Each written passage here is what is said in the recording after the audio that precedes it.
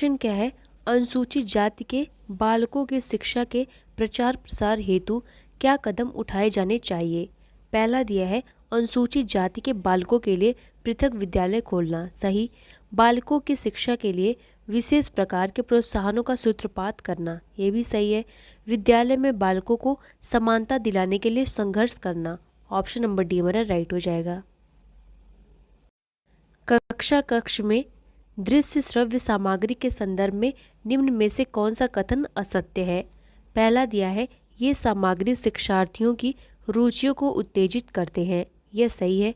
इन सामग्रियों को कक्षीय शिक्षण के स्थान पर प्रयोग किया जा सकता है, ऑप्शन नंबर बी हमारा राइट हो जाएगा, यह असत्य है। आपकी कक्षा का एक बालक सप्ताह में 2-3 बार स्कूल से भाग जाता है, वह बालक है, तो वह बालक कैसा है, विकलांग है, नहीं।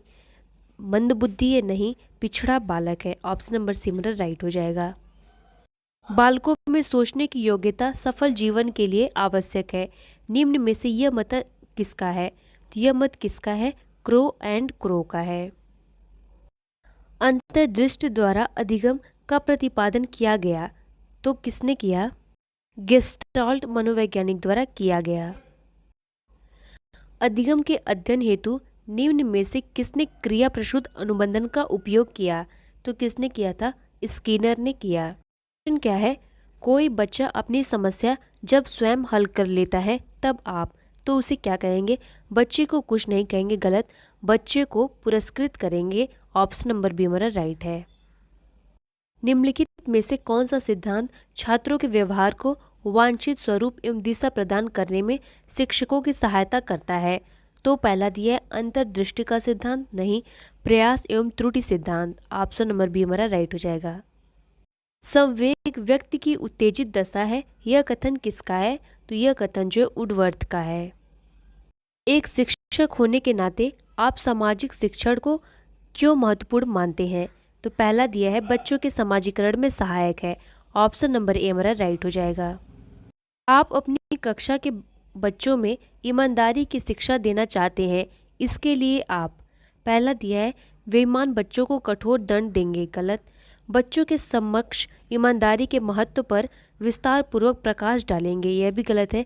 ईमानदार बच्चों को पुरस्कृत करेंगे, ऑप्शन नंबर सी हमारा राइट है।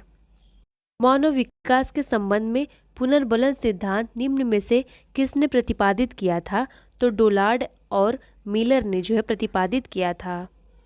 निम्न में से किसने सर्वप्रथम बुद्धि लब्धि शब्द को परिभाषित किया था, तो किसने किया था, स्टर्न ने किया था।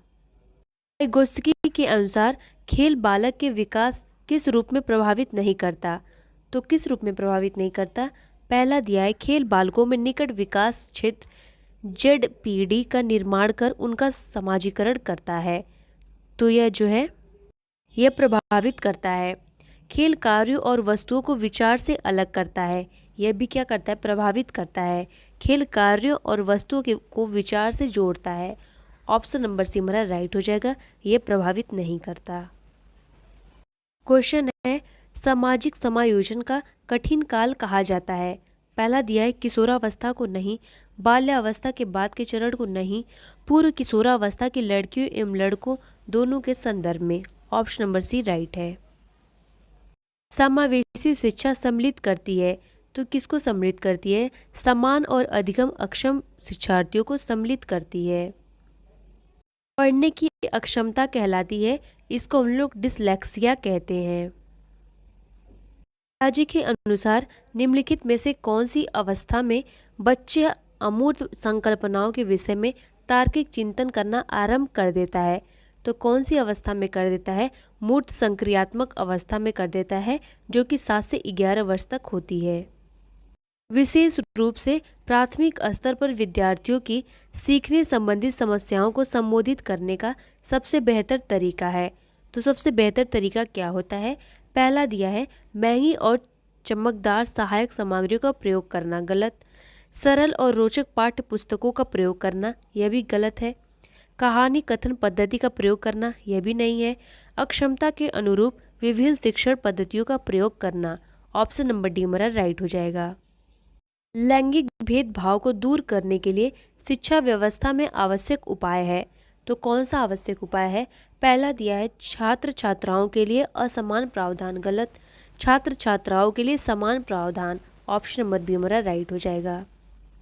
आपकी कक्षा का एक छात्र राजू एक सृजनशील छात्र है, तो उसकी बुद्धि का स्वरूप होगा, तो उसकी बुद्धि का स्वरूप क्या होगा? औसत से अधिक होगा। पूर्व माध्यमिक बच्चों के लिए निम्न में से कौन सी क्रिया एक कार्यात्मक क्रिया का स्वरूप है? पहला दिया है अपने साथ की आयु के बच्चों में घुल मिल जाना, यह नहीं है। दूसरा दिया है मिट्टी के एक खिलौने को दो भागों में तोड़कर उसे दोबारा जोड़ना, ऑप्शन नंबर बी हमारा राइट हो जाएगा। निम्नलिखित में से किसने बच्चों की अंतःक्रियाओं को उनके विकास का मूल आधार माना है? तो किन्होंने माना है? लेव वाइगोत्स्की ने माना है।